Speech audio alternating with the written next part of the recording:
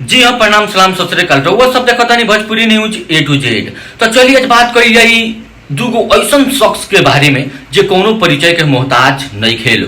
पहला बाड़ेन अपन भोजपुरी के ट्रेंडिंग स्टार खेसारी लाल यादव आ दूसरका बाड़ेन भोजपुरी के पावर स्टार पवन सिंह। रउआ सबके पते हुई कि दोनों आदमी के एगो गाना आइल बा। वो गाना के नाम बा जौन खेसारी लाल यादव गाना गइले बाड़ेन, वो गाना के नाम बा सीरी 420 जौन की SRK म्यूजिक से रिलीज भइल बा।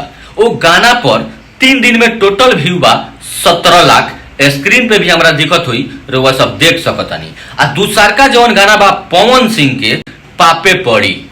ई गाना रिलीज बा मोहल्ला म्यूजिक से, सॉरी म्यूजिक मोहल्ला से।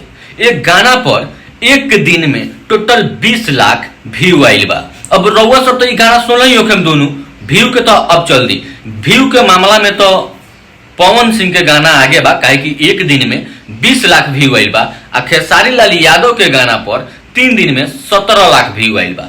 तो रउआ सब गाना के मामला में देखल जाए तो पवन सिंह के गाना पे ज्यादा व्यू बा, खेसारी लाल यादव के गाना पर कम व्यू बा। लेकिन रउआ सब वो दोनों गाना जरूर सुन ले होखे।